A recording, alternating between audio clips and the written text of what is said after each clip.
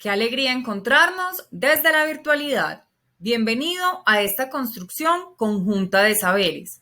Soy Ángela Amat y así me encuentras en las redes sociales. Si quieres seguir viendo videos como este, te invito a darle clic en la campanita para ver las notificaciones. Hoy trabajaremos caracterización de variables cuantitativas. Soy Ángela Amat y vengo haciendo una socialización de las actividades en matemáticas propuestas por el megaportal Colombia Aprende. Ingresamos al megaportal, grado sexto, área matemáticas. Entramos a los derechos básicos del aprendizaje y tomamos el número 15. Y el objeto digital de aprendizaje, caracterización de las variables cuantitativas. Entramos a desarrollo y abrimos la actividad número 1. Caracterización de variables cuantitativas. Marca con una X las preguntas que dan como respuesta un dato cuantitativo. Mientras voy leyendo, ve chequeando cuál sí y cuál no satisface la condición. ¿Cuántas personas visitaron la página web hoy? ¿Cuántas horas estudias por día? ¿Cuál es tu marca de reloj favorita? ¿Cuál es la presión arterial del paciente de la sala 1? ¿Qué prendas de vestir es la que menos te gusta? ¿Qué animal es el que más te asusta? ¿Cuántas personas viven contigo que tienen más de 20 años? Muy bien.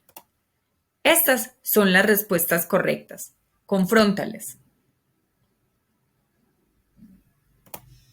Ahora sí, te pido el favor de escribir 2 ejemplos de variables cuantitativas.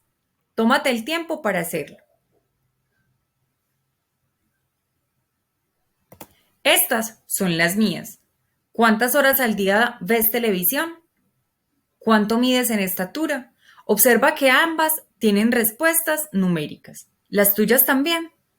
Si sí es así, vas por buen camino. Si no, corrígela. Ahora, ya que tienes claro cuál es el concepto de variable cuantitativa, por favor, haz la definición. Pausa el video y escríbelo con tus propias palabras. Ese ejercicio es muy importante. Muy bien. Una variable cuantitativa es aquella que se expresa mediante un número. Vamos a analizar el primer ejemplo. Y acá vamos a comenzar a trabajar algo que no habíamos hecho antes, y es tener datos agrupados y datos no agrupados. Hasta ahora, los datos con los que trabajábamos eran no agrupados, es decir, cogíamos cada valor y a cada uno de ellos le hacíamos un seguimiento, mirábamos su frecuencia y de esta manera íbamos analizándolos. Pero los datos agrupados son aquellos que ya no es cada numerito, sino por rangos, por espacios, por intervalos.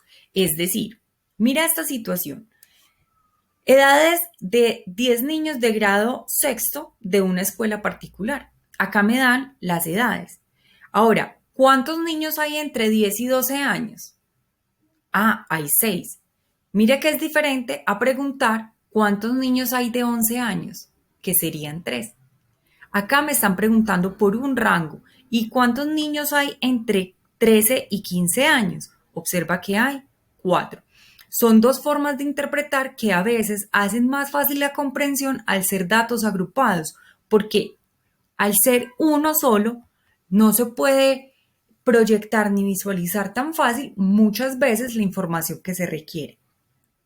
Todo depende del tipo de intervención que necesitemos hacer. Por eso requerimos trabajar datos no agrupados y datos agrupados. La medida de cada intervalo se le denomina ancho del intervalo o tamaño del intervalo.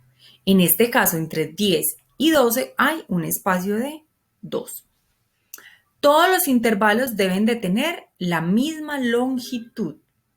El número de intervalos usados para agrupar los datos se escoge de acuerdo con la cantidad de datos.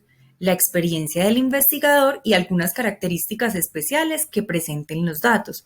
Observa lo importante que es esto, y es que según el tipo de investigación y lo que uno requiera, pues entonces va a necesitar hacer una elección diferente de los intervalos. También existen fórmulas que permiten escoger el número de intervalos. En nuestro caso, no las vamos a estudiar aún. Yo voy a ser quien te daré el dato para que uses en cada ejercicio. Muy bien, con base entonces al ejemplo anterior, ¿cuál es el valor mínimo del conjunto de datos? ¿Cuál es el valor máximo del conjunto de datos? ¿Cuántos intervalos se usaron para agrupar los datos? ¿Lo recuerdas? Muy bien. El valor mínimo fue 10, el valor máximo 14 y los datos se agruparon en dos intervalos. La medida de cada intervalo, te repito, se denomina ancho del intervalo o tamaño del intervalo. Todos los intervalos deben de tener la misma longitud. Ahora consideremos este segundo ejemplo. Te lo voy a dar con 3 intervalos.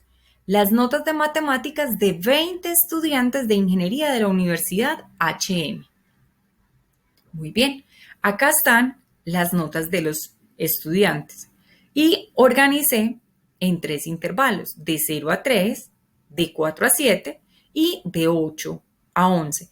No importa que el rango, digamos, del intervalo se vaya un poquito más porque la idea es que siempre estén agrupados y que estos estén siempre con el mismo tamaño.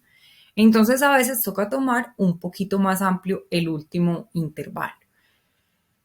Bueno, la frecuencia absoluta entre 0 y 3, es decir, quienes sacaron notas de 0, de 1, de 2 e incluso de 3. ¿Cuántos fueron?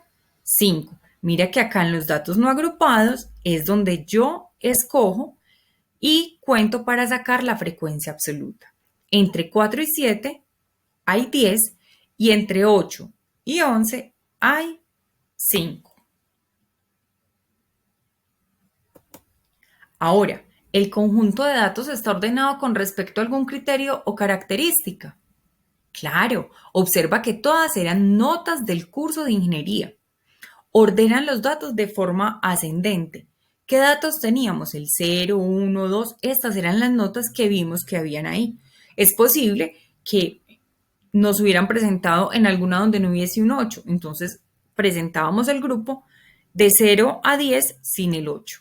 ¿Y cuántos intervalos se usaron para agrupar los datos? En este caso, usamos 3. Muy bien. Finalmente, elige V si la afirmación es verdadera o F si la afirmación es falsa. Los datos no agrupados se analizan tal cual y como se recolectaron, es decir, que no se clasifican para analizarse. ¿Es esto verdadero o falso? Los datos agrupados se analizan tal cual como se recolectaron, es decir, no se clasifican para analizarse. ¿Verdadero o falso?